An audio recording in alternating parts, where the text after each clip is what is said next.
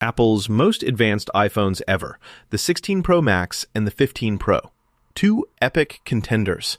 Which one really delivers? On the left, the brand new iPhone 16 Pro Max with epic performance and ultimate size. On the right, last year's proven iPhone 15 Pro, still a powerhouse with ProMotion magic. Let's skip the buzzwords and get to the real stuff. Each category earns points, and at the end, you'll see exactly who comes out on top. The result might not be what you expect. Here's how we're going to roll. First, we'll hit price and value. Then, performance, battery life, cameras, display, build and design, connectivity, and, software and longevity. That's our mind map. If you're choosing a new iPhone, these are honestly the key things you should care about. Let's kick things off with price and value. So, iPhone 16 Pro Max first. Honestly, this thing is pricey at launch, but you get the newest tech, way better long-term value, and all that future-proofing with the latest chip. I mean, sure, it stings up front, but if you do the math, the value for money is wild.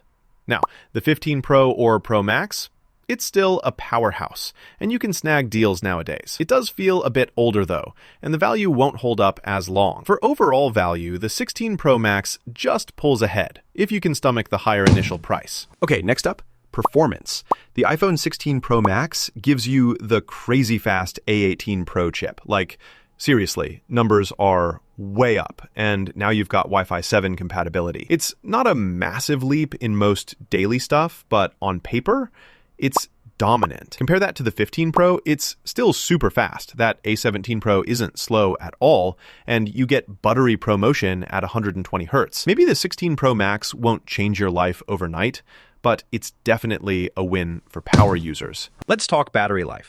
Here's something cool. The 16 Pro Max is literally the longest-lasting iPhone Apple's ever made. Battery anxiety? Basically gone. But it's a beast. Like, the phone itself is big. The 15 Pro Max, though, actually manages to outlast the 16 Pro in real use by about 12%.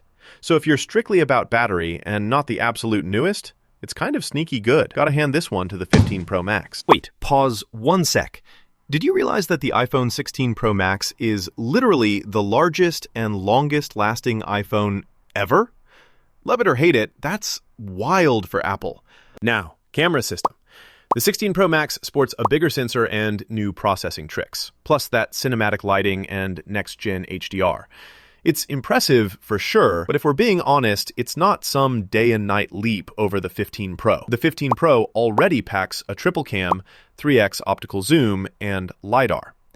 Maybe the 16 has an edge, but the difference is pretty subtle. So I'd call this a tie. Both are top tier for photos and video. Let's hit display. The 16 Pro Max is rocking the biggest iPhone screen to date, with all the Super Retina goodness and dynamic island stuff. But you know what? The real star for display is still the 15 Pro and Pro Max. 120 Hz ProMotion feels amazing, plus always on display. The 16 Pro Max is large and flashy, but if you want the best tech, 15 Pro's display is still the champ. Moving to build and design. The 16 Pro Max is a smidge slimmer and lighter for a big phone, and it's got ceramic shield and tougher glass. But it's aluminum, not titanium. Meanwhile, the 15 Pro rocks that premium titanium vibe. Thinner bezels, and you just gotta admit, it looks iconic. Yeah, maybe it's a little heavier, but for style and materials, I'd pick the 15 Pro any day. What about connectivity? The 16 Pro Max takes the cake. Wi-Fi 7 ready, 5G across the board, so you're set for future-proofing. The 15 Pro gives you Wi-Fi 6E, which is still solid, but not quite the latest. If you want max speed for a few years, gotta go with the 16 Pro Max here. Last one, software and longevity. With the 16 Pro Max, you'll be rocking the freshest iOS, and it'll keep those updates coming for longer. Downside is, it's so new, you don't know how it'll age in real life yet. The 15 Pro? Proven. Already a track record. And it's still gonna get Apple updates for years. Honestly, both get gold stars here. It's a tie for long-term reliability. So far, you can see the 16 Pro Max is winning for performance, value, and future-proof features. But the 15 Pro? It holds its ground. Battery life, design, and display, all top-notch. Pretty even spread if you map it out. Here's my take. If you want the absolute latest tech and don't want to upgrade for years, just go to 16 Pro Max. But honestly, the 15 Pro is still such a strong choice, especially as the price drops and if you dig that titanium design and insane display. Both are killer options, but the winner for long-term power is the 16 Pro Max. If this helped you out, share it with a friend who's deciding. And hey, got questions? Drop them below. I'll answer